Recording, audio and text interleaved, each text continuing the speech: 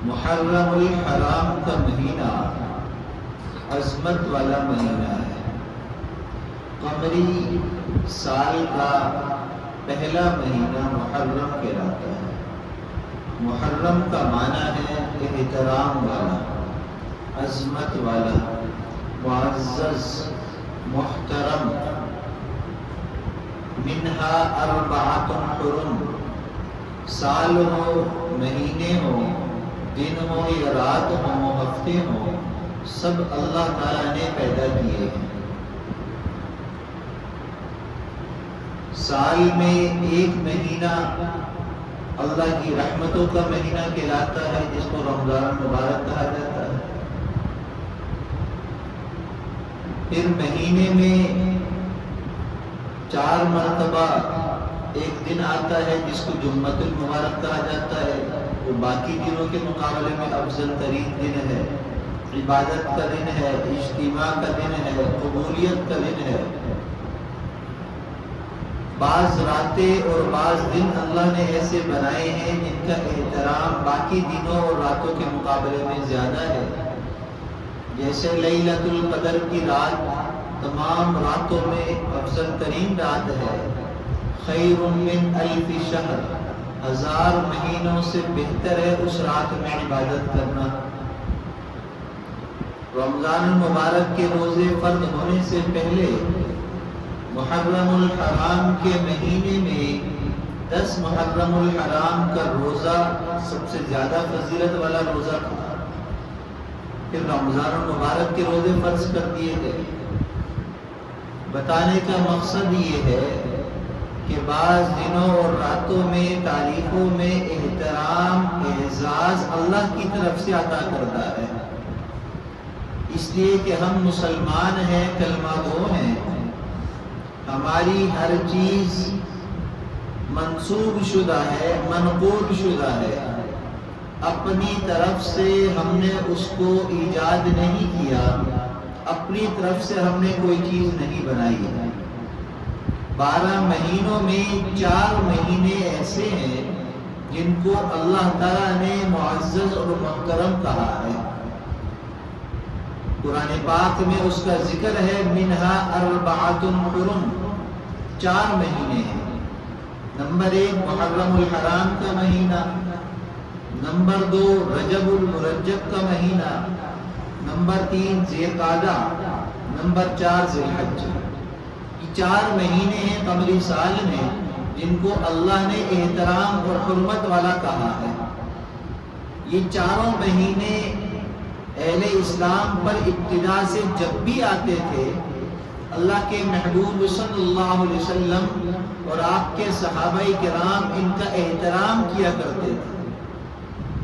محرم الحرام کا احترام کیا ہے کہ ہم اس مہینے کے اندر اللہ تعالیٰ کی نشانیوں کو اپنائیں، اللہ تعالیٰ کے احکامات کو اپنانے کا عزم کریں اور اللہ کے محبوب صلی اللہ علیہ وسلم کے لائے ہوئے دین پر عمل کرتے ہوئے اس کے پرچار کریں، ہم اس کی دعوت کو عام کریں اور لوگوں تک، گھر تک اس کی دعوت کو پہنچائیں۔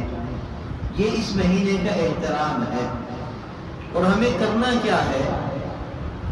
ہمیں وہ کرنا ہے جو ہمیں اپنے آباء و اجداد سے ملا ہے۔ کیا مطلب؟ ہم نے اپنے عقیدے کو درست کرنا ہے۔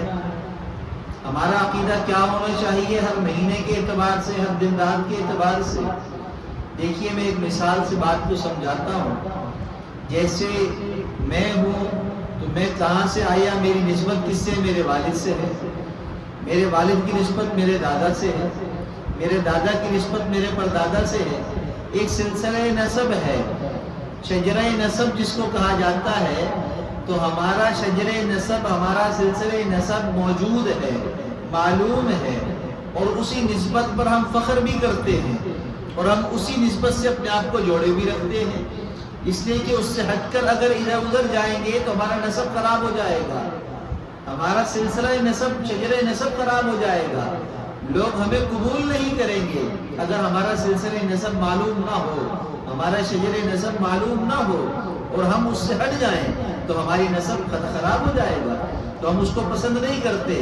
دنیا میں اپنی عزت اور اکرام کے لیے اپنے شجر نسب کو محفوظ رکھتے ہیں, اپنے سلسلے نسب سے اپنے آپ کو جوڑے رکھتے ہیں. بالکل ایسے ہی ہم نماز پڑھتے ہیں, قرآن پڑھتے ہیں, روزہ رکھتے ہیں, حج عمرہ کرتے ہیں, نفل نماز پڑھتے ہیں, ہم کوئی بھی عبادت کرتے ہیں, اس سب چیزوں کا سلسلہ اعمال بھی موجود ہے. سلسلہ اعمال, سلسلہ ایمان, ہر چیز ہمارے پاس موجود اور محفوظ ہے. کیا مطلب؟ ہمارے پاس جو دین آیا ہے علماء کرام کے ذریعے آیا ہے, علماء نے اپنے اساتذہ سے سیکھا ہے, ان سے سیکھا ہے, ان سے سنا ہے, ان سے پڑھا ہے. یہ سلسلہ یوں چلتے چلتے تابعین, تبع تابعین, صحابہ کرام سے ہوتا ہوا رسول اللہ صلی اللہ علیہ وسلم تک یہ سلسلہ جاتا ہے. جب ہم عالم سال کے آخری سال میں ہوتے ہیں تو ایک کتابیں ہمیں پڑھائی جاتی ہیں احادیث کی, جس میں صحیح البخاری ہے, صحیح المسلم ہے, ترمذی شریف ہے, جن کو صحاح ستہ کہا جاتا ہے, احادیث کی کتابیں ہیں. جب وہ آخری کتابیں ہم پڑھتے ہیں تو ہمارے اساتذہ ہمیں اپنی سند دکھاتے ہیں اور ہمیں پڑھاتے ہیں کہ میں آپ کو پڑھا رہا ہوں تو میں نے کس سے پڑھا ہے. تو ہر عالم کے پاس وہ سلسلہ نسب حدیث کا, قرآن کے علوم کا, وہ ہر ایک کے پاس موجود ہوتا ہے. ہمارے استاد سے لے کر نبی کریم صلی اللہ علیہ وسلم تک کس نے کس سے کب علم حاصل کیا, وہ سارا لکھا ہوا شجرہ بھی موجود ہے اور سینہ در سینہ منتقل ہونے والا علم بھی محفوظ ہے. تو اس لیے جب بھی کوئی ایسی باتیں سامنے آئیں جہاں پر دین کی باتیں سمجھی جا رہی ہوں یا اس کو دین سمجھا جا رہا ہو, تو ہمیں چاہیے کہ ہم اپنے علماء سے رجوع کر کر اس کو دیکھ لیں, آیا کہ ہمارے علماء کے پاس سے یہ بات آ رہی ہے یا عام عوام کی طرف سے آ رہی ہے. تو محرم الحرام کا مہینہ جب آتا ہے تو اس مہینے کے اندر احترام ہے, اس مہینے کے اندر اعزاز ہے. لیکن عام طور پر ہمارے ہاں اس وقت, اس معاشرے میں, اس دور کے اندر ایک غلط فہمی یہ بیٹھ گئی ہے کہ ہم یہ سمجھتے ہیں کہ اس مہینے کا احترام ہم اس لیے کریں کہ اس مہینے کے اندر نواسہ رسول حضرت حسین رضی اللہ تعالیٰ عنہ کی شہادت ہوئی ہے, صرف یہ وجہ ہے. تو یاد رکھیے کہ اس مہینے کا احترام تو اس وقت بھی موجود تھا جب نبی کریم صلی اللہ علیہ وسلم دنیا میں تشریف فرماتے ہیں. اس مہینے کا احترام تو اس وقت بھی موجود تھا جب صحابہ کرام خلفائے راشدین کے زمانے اور ان کے ادوار چل رہے تھے. اس زمانے کا احترام, اس مہینے کے احترام تو ابتدا سے چلا آ رہا ہے. تو کیا ایسی بات ہوئی کہ آج وہ باتیں جو اصل حقیقت ہیں وہ ہمارے ذہن سے نکل گئیں اور جو عوام کے اندر باتیں پھیل گئی وہ ہمارا عقیدہ بن گیا, وہ ہمارا دین بن گیا. تو بھئی اس مہینے کا احترام پورے مہینے کا احترام ہے. یکم محرم الحرام سے لے کر 29 یا 30 تک جب تک چاند ہے, پورے مہینے کا احترام قرآن سے ثابت ہے, احادیث سے ثابت ہے, نبی کریم صلی اللہ علیہ وسلم کے اقوال سے ثابت ہے, صحابہ کرام کے عمل سے ثابت ہے. اور اس کا احترام کیا ہے کہ ہم نے اس مہینے کے آتے ہی سب سے پہلے اپنا محاسبہ کرنا ہے کہ آیا کہ یہ قمری چاند جو ہمارا شروع ہو رہا ہے, اس سے پہلے کتنے چاند گزر چکے ہیں, اس سے پہلے کتنے سال گزر چکے ہیں. آیا ان گزشتہ سالوں کے اندر, گزشتہ مہینوں کے اندر, گزشتہ چاندوں کے طلوع ہونے کے اندر ہمارے دل کے اندر دین اسلام کی کیا قدر و قیمت تھی, کیا احترام تھا, ہمارا عمل کیسا تھا, اور آج ہمارا عمل کہاں پر ہے. ہمیں یہ احترام کرنا ہے کہ اس مہینے کے اندر اپنے آپ کو 100% گناہوں سے بچانا ہے. ہم نے اس مہینے کے اندر اپنے آپ کو خرافات سے دور کرنا ہے.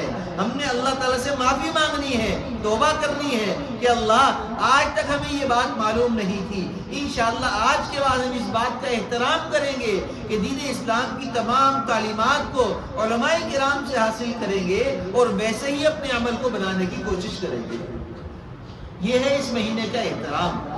تو ہمیں اپنا شجر نسب جس طرح معلوم ہوتا ہے, اس پر فخر ہوتا ہے, تو اپنے علمی شجرے پر بھی ہمیں فخر ہونا چاہیے اور ہمیں معلوم ہونا چاہیے کہ ہمارا دین, دین اسلام, ہمارا قرآن کے احکامات, نبی کے فرمان اور فرمودات, یہ ساری چیزیں ایسے ہی ہوائی نہیں ہیں بلکہ نقل شدہ ہیں, سینہ در سینہ منتقل ہو تک ہم تک پہنچی ہے، لہٰذا وہ اتھینٹک ہے، وہ مضبوط ہے، وہ صحیح بات ہے۔ لوگوں کی سنی ہوئی سنائی ہوئی بات یہ دین نہیں ہے، یہ عمل نہیں ہے۔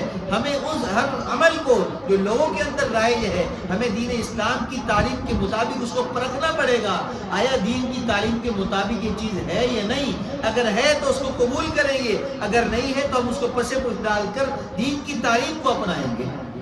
تو ہمیں اس بات کا عزم بھی کرنا ہے اور اس کے لیے ہمیں آگے بھی بڑھنا ہے۔ ہاں، اس مہینے کے اندر ایک دن جس کو عاشورہ کہا جاتا ہے، 10 محرم الحرام کا دن، وہ عبادت کا دن ہے، وہ بہت زیادہ اللہ سے اپنے آپ کو نزدیک کرنے کا دن ہے۔ کیوں؟ اس کی وجوہات بہت ساری ہیں۔ نبی کریم صلی اللہ علیہ وسلم کے زمانے سے قبل انبیاء کرام کے زمانوں کے اندر تاریخی واقعات بے شمار موجود ہیں کہ اس دن کس کے ساتھ کیا معاملہ ہوا۔ تاریخ بتانے کا موقع نہیں ہے، بس اتنا ہی کافی ہے کہ بہت سارے حوالے موجود ہیں۔ اس دن کا احترام ہم کیا کریں، کیسے کریں؟ نبی کریم صلی اللہ علیہ وسلم 10 محرم الحرام کے دن روزہ رکھا کرتے تھے، تو اس دن کا سب سے بڑا احترام کیا ہے کہ ہم بھی روزے کا اہتمام کریں۔ اللہ کے محبوب صلی اللہ علیہ وسلم کو معلوم ہوا، آپ کو بتلایا گیا کہ اس دن کا احترام تو یہودی بھی کرتے ہیں۔ ان سے معلوم کیا کہ آپ اس کا احترام کیوں کرتے ہیں، تو انہوں نے وجہ بتلائی کہ ہمارے جو نبی ہیں حضرت موسیٰ علیہ السلام، اللہ تعالیٰ نے ان کو اس مہینے کے اندر کتاب عطا کی تھی، اس دن کے اندر اللہ نے تورات عطا فرمائی تھی، لہذا ہم اس کا ادب احترام کرتے ہوئے، اعزاز کرتے ہوئے ہم اس دن روزے کا اہتمام کرتے ہیں۔ یہودیوں کا عقیدہ ہے۔ تو اللہ کے محبوب صلی اللہ علیہ وسلم نے فرمایا، آئندہ سال اگر میں زندہ رہا تو انشاءاللہ میں بھی اس کے ساتھ ایک روزہ اور ملا کر رکھوں گا، تاکہ میرے روزے کی مشابہت بھی یہودیوں کے ساتھ نہ ہو جائے۔ عبادت کرنے میں بھی آپ نے وہ طریقہ اور وہ راستہ اختیار کیا جس میں غیروں کی نقالی نہ ہو، غیروں سے مشابہت نہ ہو۔ تو مجھے بتلائیے، عقل کے مطابق بتلائیے، عقل کا فیصلہ کیجیے۔ دیکھیں، دین اسلام کی تعلیم جتنی بھی ہے وہ عقل کے مطابق ہے، عقل کے خلاف نہیں ہے، عقل کے خلاف نہیں ہے۔ اس دن کو منانے کا 2 انداز ہے۔ ایک انداز وہ ہے جو اسلام نے ہمیں سکھایا ہے، اور ایک انداز وہ ہے جو ماحول معاشرے میں ہم دیکھ رہے ہیں۔ وہ کیا ہے کہ اس دن کے اندر سینہ گوبھی کرنا، رونا، نوحے کرنا، مرثیے پڑھنا، شربت بانٹنا، کھانے تقسیم کرنا، یہ ساری چیزیں آج ہمارے ماحول معاشرے میں ہمیں نظر آ رہی ہیں گھر گھر میں، اور ہم اس کو احترام سمجھتے ہیں، اور ہم اس کو اعزاز سمجھتے ہیں، اور ہم اس کام کے کرنے کو عبادت سمجھتے ہیں۔ مجھے بتلائیے، محرم الحرام کا مہینہ نبی کے دور میں بھی آیا، عاشورہ کا دن نبی کے دور میں بھی آیا، تو آیا ان کے دور کے اندر جب عاشورہ کا دن آیا، 10 محرم الحرام کا دن آیا، تو انہوں نے کیا کیا؟ کیا انہوں نے شربت بانٹا؟ کیا انہوں نے کھانے تقسیم کیے؟ ہم تاریخ اٹھاتے ہیں، احادیث مبارکہ پڑھتے ہیں، ہمیں ملتا ہے تاریخ میں، کتابوں میں، احادیث کے اندر حضرت عائشہ صدیقہ رضی اللہ تعالیٰ فرماتی ہیں کہ ہمارے گھر میں بعض مرتبہ چولہا جلے ہوئے اتنے دن ہو جاتے تھے کہ مٹی کے چولہے میں گھاس اگایا کرتی تھی۔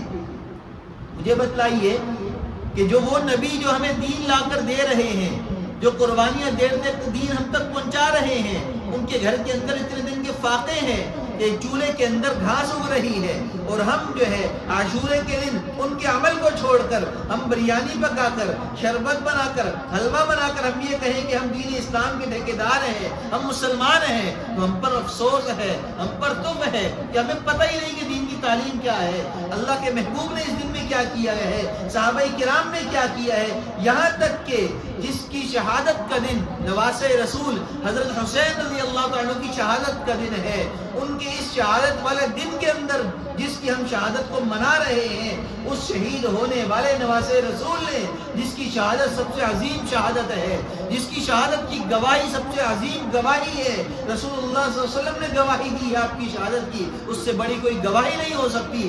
اس ہستی کا دن مناتے ہوئے ہم اس کے اپنے عمل کو ہم چھوڑ دیں کہ وہ 10 محرم کے دن نماز نماز پڑھ رہے ہیں، وہ 10 محرم کے دن روزہ رکھ رہے ہیں، وہ 10 محرم کے دن کربلا کے میدان میں کفار سے برسر پیکار ہیں، اللہ کی طرف رجوع ہے، لڑائی کے دوران بھی نماز کے وقت سجدے کے اندر پڑے ہوئے ہیں، اور ہم اسی کے دن مناتے ہوئے نماز چھوڑ کر شربت بانٹیں، ہم اسی کا دن مناتے ہوئے ہم جو ہے نماز چھوڑ کر، قرآن کی تلاوت چھوڑ کر، ہم جو ہے روزہ چھوڑ کر ہم بریانیاں پکا کر تقسیم کریں۔ مجھے بتائیے کہ یہ دین کہاں سے ہمارے پاس آیا ہے؟ یہ عبادات کہاں سے آئی ہیں؟ یہ ہماری خود ساختہ ہے، ہماری اپنی بنائی ہوئی ہے، ہم نے اپنی مرضی سے اس کو عبادت سمجھ لیا، ہم نے اپنی مرضی سے اس کو ان سے منسوب کر دیا۔ حقیقت ایسی نہیں ہے، دین اسلام کی تعلیم یہ نہیں ہے۔ تو ضرورت اس بات کی ہے کہ ہم دن منائیں، ہم افسوس منائیں، لیکن اس طریقے سے منائیں تو اسلام نے ہمیں عطا کیا ہے۔ اسلام میں افسوس منانے کا طریقہ کیا ہے؟ نبی کریم صلی اللہ علیہ وسلم کے صاحبزادے کا انتقال ہو گیا، آپ کے آنکھوں میں آنسو ہیں، آپ اپنے بیٹے کو قبر میں اتار رہے ہیں۔ صحابی رسول پوچھتے ہیں یا رسول اللہ آپ کی آنکھوں میں آنسو پہلے کبھی نہیں دیکھے۔ آپ نے فرمایا کہ اللہ نے میرے دل میں رحم رکھا ہے۔ معلوم یہ ہوا غم کے موقع پر جب جو ہے رحم دل انسان ہوتا ہے اس کی آنکھ میں آنسو آ جاتا ہے، لیکن یاد رکھیے نبی کریم صلی اللہ علیہ وسلم نے نہ جو ہے سینہ گوبی کی ہے، نہ آپ نے اس طرح کا کوئی ہائے واویلا کیا ہے۔ صحابہ کرام اور صحابیات کو آپ نے اس کام سے منع کیا ہے، تو ہمیں کیا ضرورت پڑی ہے جو آپ کی تعلیم نہیں ہے، صحابہ کا عمل نہیں ہے، ان سے وہ عمل ہمیں پہنچا نہیں ہے، تو ہم اس کو کیوں اختیار کریں؟ محرم الحرام کے دن ہم روزے کا اہتمام کریں۔ آج عبادت کا دن، جمعۃ المبارک کا دن ہے، دعاؤں کی قبولیت کا دن ہے۔ اگر آج ہم نے روزہ رکھ لیا تو بہت ہی اچھا کیا، ہم نے روزے کا اہتمام کر لیا۔ ہم کل کا روزہ بھی رکھ لیں، 2 روزے ہم اہتمام کر لیں۔ اگر آج روزہ نہیں رکھ سکے ہیں کسی بھی وجہ سے تو ہم کل 10 محرم کا روزہ رکھ لیں، اس کے بعد ہم 11 کا روزہ اس کے ساتھ ملا لیں۔ محرم کے روزے کے اندر اللہ کے محبوب کا فرمان کیا ہے کہ ایک روزہ نہ رکھو بلکہ ایک روزہ اور ملا لو، کیونکہ آپ نے اس خواہش کا اظہار کیا تھا کہ اگر میں اگلے سال زندہ رہا تو میں 2 روزے رکھوں گا، تو ہمیں بھی 2 روزے رکھنے کا اہتمام کرنا ہے۔ لیکن یاد رکھیے کہ یہ نفل روزہ ہے، اس پر صرف ثواب ہے، نہ رکھنے پر کوئی گناہ نہیں ہے، نہ رکھنے پر کوئی وعید نہیں ہے۔ رکھیں گے تو ثواب بہت زیادہ ہے۔ کیا ثواب ہے؟ اللہ کے محبوب صلی اللہ علیہ وسلم نے فرمایا جو شخص محرم کے روزے کا اہتمام کر لیتا ہے، امید ہے اللہ تعالیٰ اس کے 1 سال پچھلے تمام گناہوں کو اللہ معاف فرما دیتے ہیں، اور 1 سال آئندہ کے گناہوں کی معافی کا سبب بن جاتا ہے۔ تو محرم کے روزہ بڑا فضیلت والا روزہ ہے، عبادت کا دن ہے۔ اب مجھے بتلائیے جس شخص نے روزہ رکھا ہوا ہو تو وہ دوپہر میں بریانیاں تو نہیں کھائے گا، وہ بریانیاں تو نہیں بانٹے گا، وہ شربت تو نہیں پیے گا، اس لیے کہ اس کا تو روزہ ہے، وہ خود بھی اس چیز سے بچے گا اور دوسروں میں بھی یہ کام نہیں کرے گا۔ تو یہ کون لوگ ہیں جو دوپہر کے صبح سے شام تک بریانی شربت بانٹ رہے ہیں، کھا رہے ہیں، کھلا رہے ہیں، اور کہتے ہیں کہ ہم یاد حسین کے اندر غمگین ہیں؟ اگر غمگین ہیں، اگر غم اتنا بڑا ہے تو ہم غم بھی انہی کے انداز میں اپنائیں۔ ان کا غم کیا تھا؟ وہ کیوں ایسے ہوئے؟ وہ کیوں وہاں میدان کربلا میں پہنچے؟ اس کی وجہ کیا تھی؟ حق کے علم کو بلند کرنے کے لیے، حق لے کر ڈٹ جانے کے لیے انہوں نے ہمیں یہ درس دیا ہے، انہوں نے ہمیں یہ سبق دیا ہے کہ تم حق کی بات پر ڈٹ جاؤ، پھر پیچھے نہ ہٹو۔ سامنے یزید جیسا، فرعون جیسا، کفر جیسا کوئی بھی آگے تمہارے ڈٹ جائے، جو مخالف ہو، جو ظالم ہو، جابر ہو، اس کے سامنے ڈٹ جاؤ۔ مجھے بتلاؤ آج کے دور کے اندر کیا ظلم نہیں ہے کہ الیکٹرک سے لے کر واٹر بورڈ ہو یا کوئی بھی ادارہ ہو یا کوئی بھی حکومت آ جائے، پاکستان کے اندر مظلومیت کی انتہا ہے، مہنگائی بڑھتی جا رہی ہے، کرپشن بڑھتی جا رہی ہے، اس کے خلاف اٹھنے کی ہماری ہمت نہیں ہے۔ ہم کیا کرتے ہیں جب ہمارا کام پڑتا ہے تو ہم رشوت سے اپنا کام نکال کر بولتے ہیں ہمارے پاس کوئی راستہ ہی نہیں تھا۔